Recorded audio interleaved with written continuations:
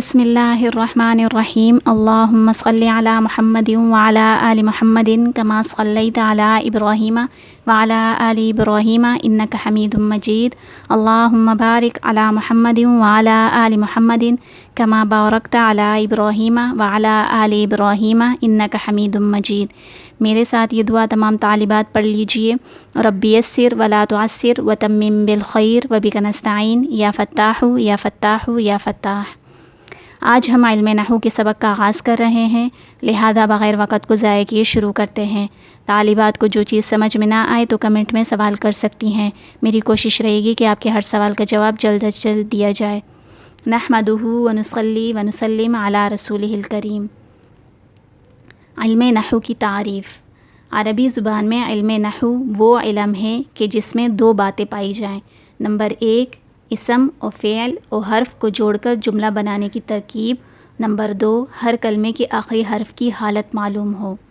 عربی زبان میں علم نحو وہ علم ہے کہ جس میں اسم و فعل و حرف کو جوڑ کر جملہ بنانے کا طریقہ اور ہر کلمے کے آخری حرف کی حالت معلوم ہو۔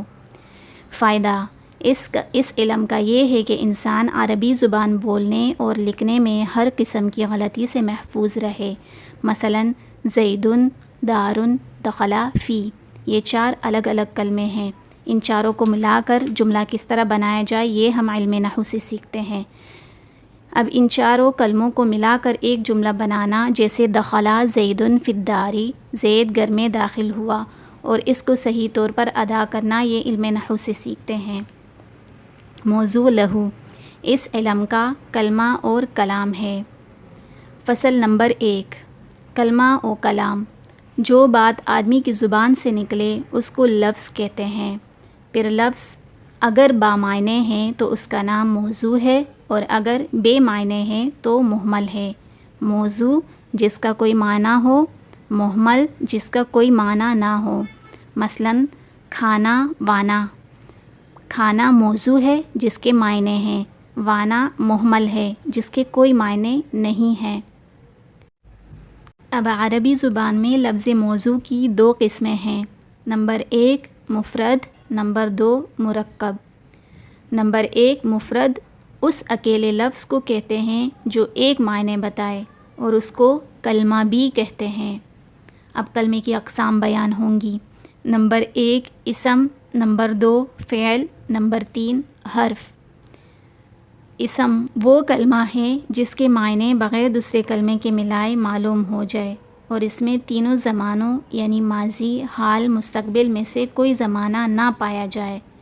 اسم وہ کلمہ ہے جس کے معنی بغیر دوسرے کلمے کے ملائے معلوم ہو جائے، اور اس میں کسی زمانے کی بھی ضرورت نہیں پڑتی، بلکہ یہ خود سے ہی سمجھ میں آ جاتے ہیں، جیسے رجل، علم، مفتاح۔ اب اسم کی اقسام بیان ہوں گی۔ اسم کی 3 قسمیں ہیں۔ نمبر 1 جامد، نمبر 2 مصدر، نمبر 3 مشتق۔ جامد وہ اسم ہے جو نہ خود کسی لفظ سے بنا ہو اور نہ اس سے اور کوئی لفظ بنتا ہو، جیسے رجل، فرس وغیرہ۔ مصدر وہ اسم ہے کہ جو خود تو کسی لفظ سے نہیں بنتا مگر اس سے بہت لفظ بنتے ہیں، جیسے نصر، ضرب وغیرہ۔ مصدر وہ اسم ہے کہ جو خود تو کسی لفظ سے نہیں بنتا مگر اس سے بہت سے لفظ بنتے ہیں، جیسے نصر، ناصر، ینصر وغیرہ۔ مشتق وہ اسم ہے جو مصدر سے بنا ہو، جیسے ضرب سے ضارب، نصر سے ناصر۔ فعل وہ کلمہ ہے جس کے معنی دوسرے کلمے کے ملائے بغیر معلوم ہو جائیں اور اس میں کوئی زمانہ بھی پایا جائے، یعنی ماضی، حال، مستقبل میں سے کوئی زمانہ بھی پایا جائے، جیسے نصر ینصر۔ نصر مدد کی اس ایک مرد نے، ینصر مدد کرتا ہے وہ ایک مرد۔ ضرب مارا اس ایک مرد نے، یضرب مارتا ہے وہ ایک مرد۔ اب فعل کی اقسام بیان ہوں گی۔ فعل کی 4 قسمیں ہیں۔ نمبر 1 ماضی، نمبر 2 مضارع، نمبر 3 امر، نمبر 4 نہیں۔ ماضی وہ فعل ہے جو گزشتہ کام پر دلالت کرے، مثال نصر اس نے مدد کی۔ مضارع وہ فعل ہے جو کسی کام کے حال یا آئندہ ہونے پر دلالت کرے. مثال ینصرو مدد کرتا ہے یا مدد کرے گا. امر وہ فعل جو کسی کام کی طلب پر دلالت کرے. مثال انصر تو مدد کر. نہیں جو کسی کام کے نہ کرنے کی طلب پر دلالت کرے. مثال لا تنصر تو مدد مت کر. حرف وہ کلمہ ہے جس کے معنی دوسرے کلمے کے ملائے بغیر معلوم نہ ہوں، جیسے من یعنی سے، فی یعنی میں، کہ جب تک ان حروفوں کے ساتھ کوئی اسم یا فعل نہ ملے گا ان سے مستقل معنی حاصل نہ ہو سکے گا. جیسے خرج زید من الدار، من کے پیچھے خرج زید اور آگے الدار لگایا تب اس کے معنی سمجھ آئے. دخل عمرو فی المسجد، فی سے پہلے دخل عمر اور فی کے بعد المسجد لگایا تب اس کے معنی سمجھ میں آئے.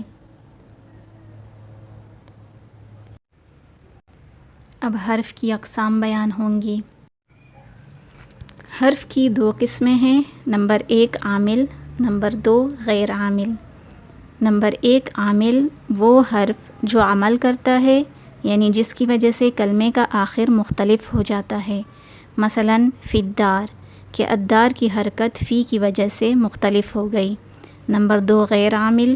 غیر عامل وہ حرف ہوتا ہے جو عمل نہیں کرتا، یعنی جس کی وجہ سے کلمے کا آخر مختلف نہیں ہوتا. مثلاً لزیدن کہ زیدن سے پہلے لام تاکید لگا جس کی وجہ سے زیدن کی حرکت مختلف نہیں ہوئی، یعنی تبدیل نہیں ہوئی. نمبر 2 مرکب. مرکب وہ لفظ ہے جو 2 یا زیادہ کلموں کو جوڑ کر بنایا جائے. اس کی 2 قسمیں ہیں. نمبر 1 مفید، نمبر 2 غیر مفید. مرکب مفید کیا ہے؟ مرکب مفید وہ ہے کہ جب کہنے والا بات کہہ چکے تو سننے والے کو گزشتہ واقعے کی خبر یا کسی بات کی طلب معلوم ہو سکے. جیسے ذہب زید، زید چلا گیا. ایتی بالماء پانی لے آؤ. پہلی بات یعنی ذہب زیدن سے سننے والے کو زید کے جانے کی خبر معلوم ہوئی، اور دوسری بات یعنی ایتی بالماء سے یہ معلوم ہوا کہ کہنے والا پانی طلب کر رہا ہے. مرکب مفید کو جملہ اور کلام بھی کہتے ہیں. جملہ 2 قسم کا ہوتا ہے. نمبر 1 جملہ خبریہ، نمبر 2 جملہ انشائیہ. جملہ خبریہ اس جملے کو کہتے ہیں جس کے کہنے والے کو سچا یا جھوٹا کہہ سکیں، اور اس کی 2 قسمیں ہیں. نمبر 1 جملہ اسمیہ، نمبر 2 جملہ فعلیہ. نمبر 1 جملہ اسمیہ اس جملے کو کہتے ہیں جس کا پہلا حصہ اسم ہو اور دوسرا حصہ خواہ اسم ہو یا فعل. جیسے زیدن عالم اور زیدن علما. زیدن اسم ہے اور عالم بھی اسم ہے. زیدن علما زیدن اسم ہے اور علما فعل.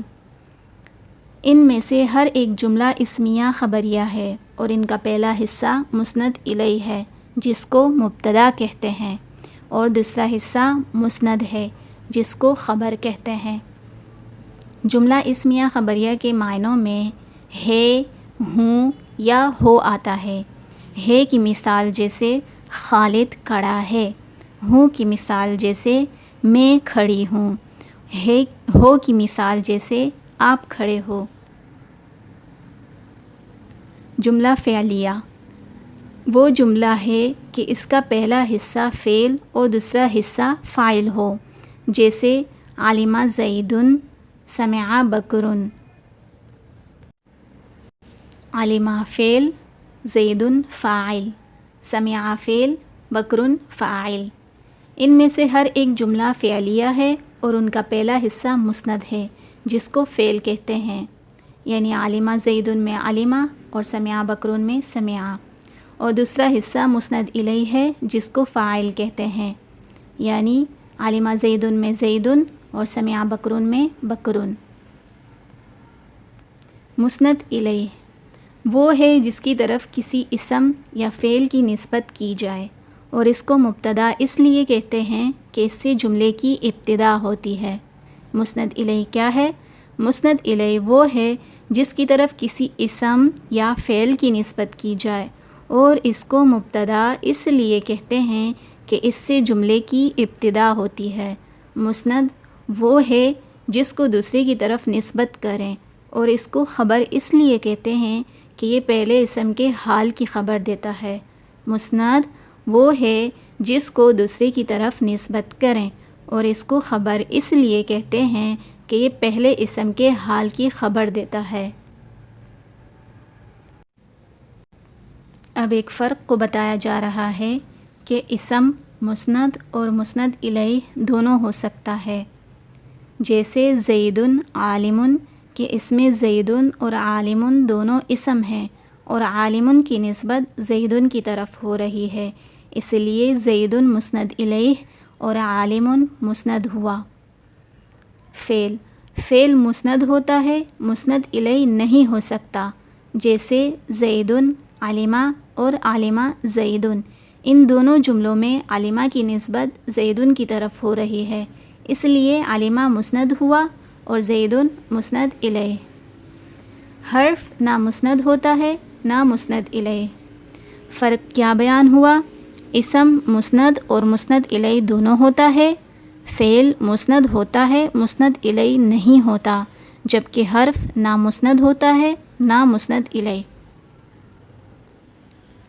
ترکیب: جملہ اسمیہ کی ترکیب اس طرح ہوتی ہے: زید مبتدا عالم خبر، مبتدا خبر مل کر جملہ اسمیہ خبریہ ہوا۔ اور جملہ فعلیہ کی ترکیب اس طرح ہوتی ہے: عالمہ فعل، زید فاعل، فعل فاعل مل کر جملہ فعلیہ خبریہ ہوا۔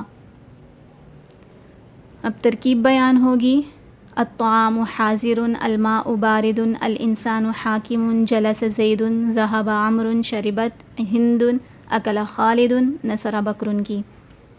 الطعام حاضر یعنی کھانا حاضر ہے، الماء بارد یعنی پانی ٹھنڈا ہے، الانسان حاکم یعنی انسان حاکم ہے، جلس زید یعنی زید بیٹھا ہے، ذهب عمرو یعنی عمر چلا گیا، شربت ہند ہند نے پانی پیا، اکل خالد خالد نے کھایا، نصر بکر بکر نے مدد کی۔